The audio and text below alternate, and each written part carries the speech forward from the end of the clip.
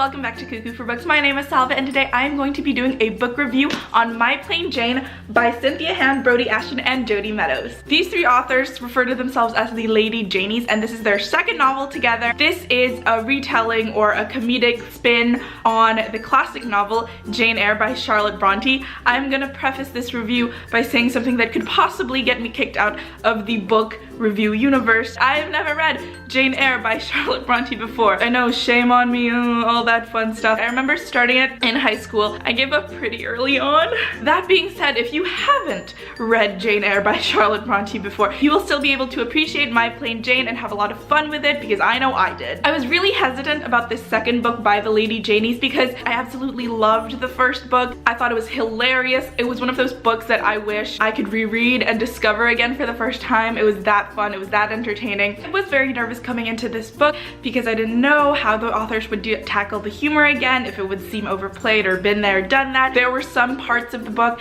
that seemed a bit like, oh yeah, that's the same kind of jokes we saw in the first book, but that doesn't mean that this book wasn't entertaining in its own right. So what the authors like to do with these books is that they like to incorporate a sort of magical element to an otherwise regular, mundane story. So for the first book, what they did was incorporate the idea that this was a universe that had people who could shift into animals, and for My Plain Jane, they decided to include the existence of ghosts, and more importantly, ghost hunters. This book has 3 points of view. We have Jane Eyre, our plain Jane. We have Charlotte Bronte and Alexander Blackwood, forgot his name, our ghost hunter. I don't know how like constructive this next sentence that's gonna come out of my mouth will be, but our plain Jane is quite frankly very plain. She is the least interesting character in this entire novel. Did the authors do this on purpose to make sure she was plain, but couldn't they have made her plain with some redeeming qualities? I honestly did not look forward to the chapters with her point of view at all. Charlotte was a far more interesting heroine. I loved Charlotte. She's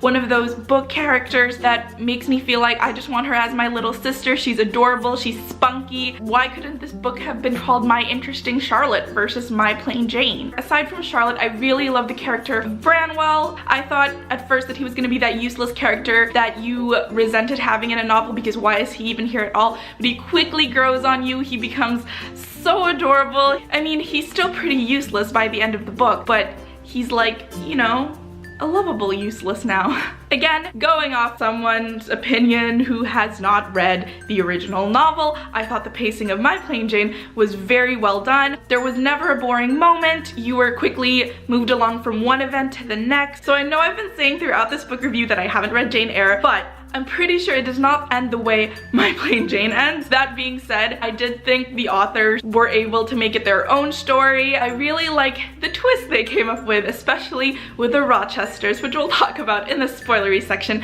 of this review. One last thing before we jump onto the spoiler train. This is probably my favorite part in the entire book. I want you guys to look out for it. It's so adorable. In this comedic version of a gothic novel, these three authors managed to squeeze in a Harry Potter reference. I could not stop laughing. My grin was like from ear to ear. I think that was the moment when I was like, nope, they've still got their humor. I don't care what I said about this whole jokey type of writing being tired and overdone. Nope, they've still got it. And now all aboard the spoiler train. Choo choo! I really loved how the authors were able to incorporate the previous novel, My Lady Jane, with this novel, My Plain Jane. I wondered how they were gonna do it. I mean, obviously both stories are set in England, but I mean, sets like what, 300 years apart? And so that scene in the end where all the ghosts from St. James's Palace arrive and the ghost of My Lady Jane says hi to My Plain Jane, and you're just like, oh, that's really cute, that's well done. I thought it was a very subtle cameo. It wasn't too contrived. They didn't overstay their cameo. I mean, they were literally there for a sentence and then they were gone, and then we were like back to the story. So I thought that cameo was really well done. The twist of the Rochesters, while I did say that I thought it was witty on how the authors carried it out, part of me just really wanted Rochester to be a complete villain and to have him possessed, it turns out, and not a real villain. And the fact that we never get to really see the other Rochester guy who possesses this Rochester guy, and just sort of left me hanging. I know we had to focus on the Duke as a villain, but I also wanted to know why? The ending of the novel where it turns out there's an Edward Rochester Jr. to win the heart of our plain Jane. It's so freaking cheesy, but at the same time I loved it. Conveniently, there's another Edward Rochester who looks like his dad, which is kind of gross. That should have been my reaction, but instead I was like, oh my gosh, Plain Jane's gonna get her chance of love. And that about does it for my Plain Jane book review. You can follow me on my other bookish adventures on Twitter and Instagram, both at Cuckoo for Books. Please subscribe and I'll see you guys very soon. Bye guys!